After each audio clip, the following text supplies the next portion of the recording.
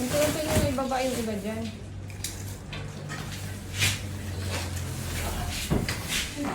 Sana sumama po yan. Yan, sa grade ko. So may nating narabo. Sa bali yung grade ko.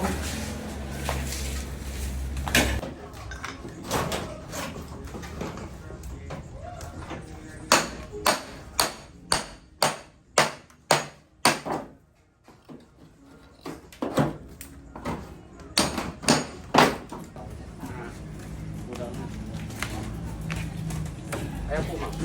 Ano yan? So dito tayo mag-ano kuya? Oo, dito tayo magpupuste. Nga, itong lababo na ito, warak po lahat. Ito. Oo, pati ito, ma'am. Sakto. Pati ito, ma'am. Warak din. Lahat ng poste niya kahoy? Pati Andun, yan? ma'am, po, ano din, kahoy din po na 8x8 yata, ma'am. Kahoy din yung gitna nun. Ayun, yung green na yun. Oh. Madatamaan yan? Oo, tatamaan, ma'am, kasi maghuhukay tayo ng pinakapundasyon eh. Saan hanggang saan tayo hukay natin? Yung ano yan, ano bang laki ng ano natin, isang metro? Yung parilya o 120? Sige. Tapos yung hagdan, ma'am, aabutin yan. Aabutin ng hagdan? Oo, kasi magkagawa tayo ng poste rin eh. Aha, aabutin ng hagdan. Oo, aabutin ng hagdan.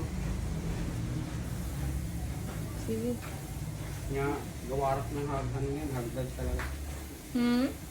Wawarakin talaga yung... Tapos yung ano, hagdan na yan, matatamaan din. Oo. Pero kung... Hindi, pag ano naman tayo, nakapisto na ng ano, ng poste, pwede naman natin ibalik yung hagdan niya, kahit ano na lang, hollow blocks na lang din kabalik eh. Tapos, Ganun ba? pag naka-slab tayo dito, pwede na ibalik yung kahit ano lang eh, hollow blocks. Para may hagdanan sila pa. Pero habang ano pa naman, ito na lang muna unahin natin. Oo, yan naman na. Para may angat yung poste. Kasi, di ba, islabin natin to, ipapantay natin dito ito. Yun nga po. Unahin natin dito. Dito. Para kung may huhukay man doon, Hi! may ano. Oo nga. Tayo mamang ano.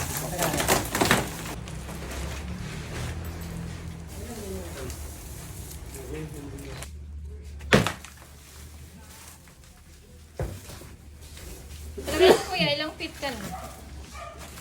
2 feet, mga 2 feet na yan. 2 feet. So ilan pa ang kailangan natin? Malati. Galati pa. Oh, pre.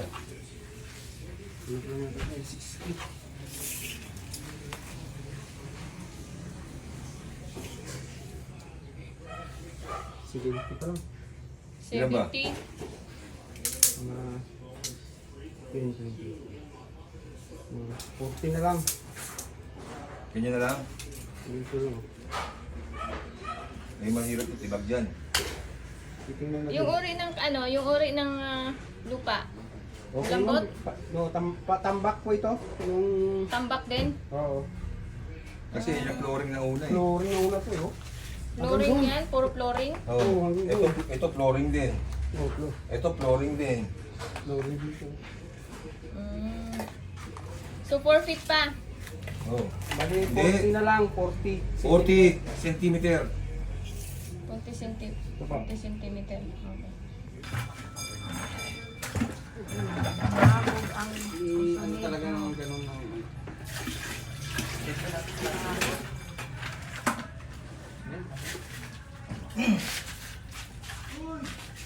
Baka kailangan nyo ng ilaw dyan, kuya? Ma'am? Baka kailangan nyo ng ilaw.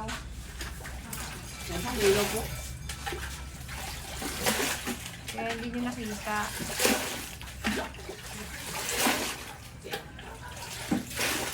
Yung gamit nila. Hindi din doon. Ang ina natin. Gusto yung ano natin dyan.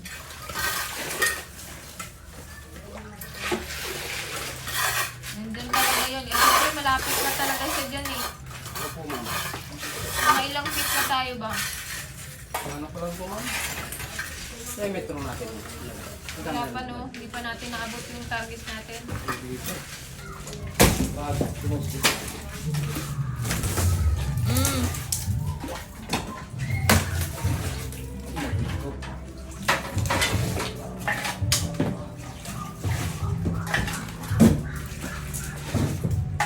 Yung kabra. Wala. Papasila natin yun. Bangon yan. Pero mga pa yan. Saan kaya patungo yung tubo na yun?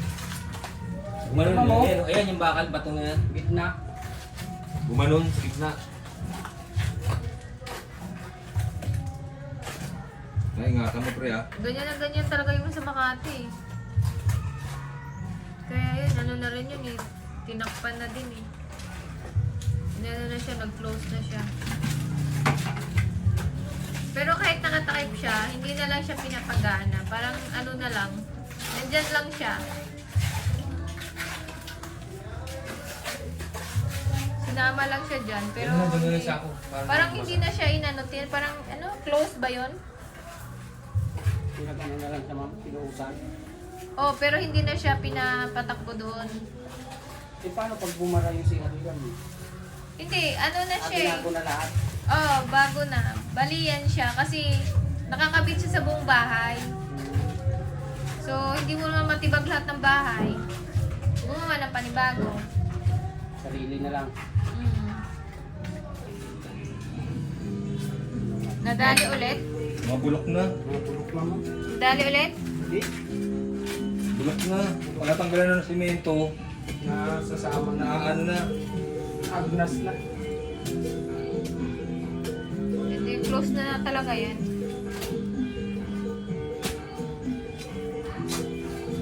Kailangan na talaga siyang matanggal dyan. Agnas na po. Papalitan na lahat yan boss. Ay, hindi.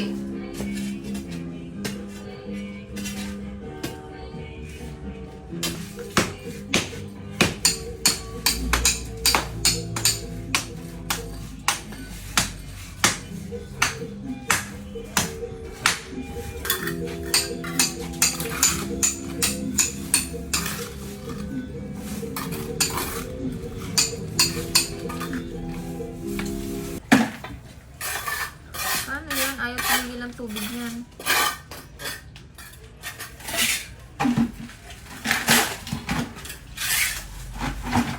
Mamaya po tayo.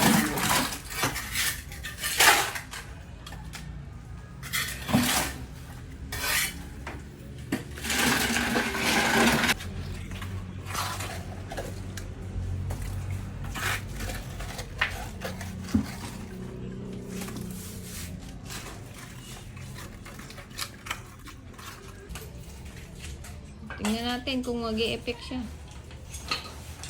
Paano nga ng ano? Malalaman natin ang expertise mo dyan. Masusubukan ang galing mo ngayon. Kasi pwede naman yata sila pag sa ano ma'am, pwede naman yata may CR naman yata sa kabila eh.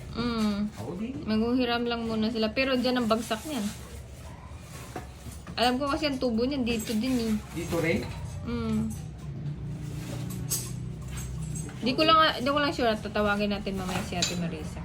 Ano, patawag nga si Ate Marisa dyan. Ito ba dyan? Patawag nga si Ate Marisa. Baka may puso negro sila ngayon. Kasi laliman pa natin yung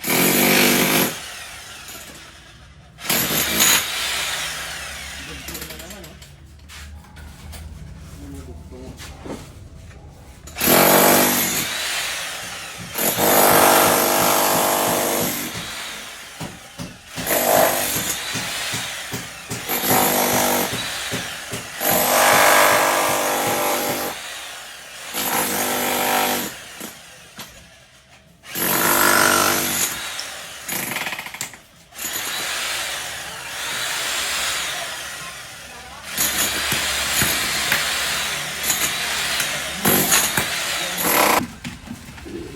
Hindi mo panali. I-alalay mo panali. Wala tayong magawa ng kahit ano yung tae rin yan. Oo. Wala tayong magawa dyan eh. Putol na yan. Puto na yan? Oo. Tang, ina niya. Galing po doon, bumabalik dito eh. Galing sa kabilang bahay. Yung pinanggalingan ng nung Checking out. safety tank, bumabalik na dito. Kasi sa siguro sobrang ng taas. Sobrang taas ng alin. Ng sobrang baba na pala ng tubo. Malalim yan eh. O yun na bumabalik na dito yung ang safety tank siguro medyo punong-puno na. Na yung tubig doon sa safety tank bumabalik na dito. Sa kabilang bahay yan, oh. Hindi, baka Saan papunta ba? sa safety Saan yan? tank. Papunta sa safety tank kaya ma'am. Mhm. Kaso ang safety tank siguro medyo mataas kunti, no? So, kailangan hanapin natin ang septic tank? Oo ma'am, kung sakali sa tanam, gagawa na tayong safety tank. Kasi parang puno na yan, hindi mo na alam kung saan na ng ano mo. Kaya nga eh, kasi yung septic tank na yan, buong bahay na to nandoon. Isa lang. Di ganito na lang ma'am, paano natin yan? Ang gagawin natin, di ba, pag nabuhos natin yung poste, dalawa, ang gagawin natin, mag-asintada tayo dito bago yung tie beam. Tapos asintada din tayo dito, tie beam. Asintadahan na rin natin, magiging safety tank na rin ito. Di ba? Yung bahay lang na to ah. Huwag mo na isama yung iba ah. Oo. Tapos gagawa na lang ng clean out, ng overflow palabas. Papunta dun sa... Kailangan talaga yun. O kasi pag napuno kasi yun, kailangan. Tapos maglalagay na lang ng manhole. Tama. Okay na? Okay na po. Gilaw. Diyos ko po. Ano nyo yan? Lagyan nyo ng... Walang makakapunta dyan. Mamaya may mahulog na bata dyan. Ano na lang? Lagyan nyo lang ano. Natin dito. Ang haba na nung pinutol na natin. Itong pinutol natin ngayon. Ito. Tapos pag naghukay din tayo ng kasi tatamaan din to dito sa dadaan eh. Puputulin din natin din ngayon. Tapos pag tataliin natin ng uli, ng guma. Ngayon pag nagbuhos tayo ng puting, bubuhusan na rin natin yan ng simento para hindi na siya bali mawawala na to. Ngayon ang gusto mo, Paano sila kuya? Di ba itong pader na yan, kanila yan? hindi to ma'am, yung pinakaputing natin itong pader. Okay. Yan ang pader ng kabila. Hindi talaga ako pwede mag-engineer, hindi ako nakakaintindi naman. Kasi ganito mo. 'Di ba ito si CR to, CR. Yan yung CR nila. Hindi CR dito sa iyo. Dito. Oh, itong supply pa puntang second floor. Okay. Ito sa ground floor. Oh, ground floor. Ito tapos ito sa tubig. Tubig to. 'Di ba ito pinutol natin ngayon? Yan yung pinutol mo ngayon. Ah. Okay. Ngayon pag nagukay tayo dito ng uli, yung para sa parilya, sa poste dito. Ito yung Oo, ngayon dito dito tatakpan uli natin ng guma Galing to. sa Bartolome. Ito yung kay Bartolome. Itong bahay na to kay Bartolome na to. Okay. Tapos natin to ng goma. Ngayon, pag natakpan ng goma, bubusan na natin to kasi hindi naman natin Paano pag magamit. tinakpan natin sila kuya, tapos natanggal yung goma? Bubusan nga natin ma'am ng At bubusa para hindi ng na semento. matanggal. Oo, Pero yun. tingin ko, yun eh. Papunta yan sa Papunta sa safety tank ma'am eh. Tapos ngayon, ang gagawin natin, 'di ba, magkakapos din na tayo dito. Dito. Hindi na natin kailangan pakialaman yung septic tank na luma. Hindi na. Sige. Pag mag-asintada tayo dito, tapos ipapatong natin dito ngayon ang tie beam sa asintada. Tapos ngayon kung gusto mo, ukay tayo uli dito ng medyo palaki. Asintadahan na rin natin to, pati ito. Hiding. Oo, kasi papatungan naman ng tie beam yan ma'am eh. Tapos ito, bubuhusan natin, magiging na to, safety tank na to. Tapos ito, yung supply nito, ilagay na lang din natin dito kasi para hindi na kayo muna. Yung Gagamit. linya dyan. Hindi, yung linya niyan, dito na ngayon sa safety tank bago pupunta. Opo. Oo, yun. Okay na. Oo, okay na. Okay, tapos na. Opo. Tapos na kuya. Opo.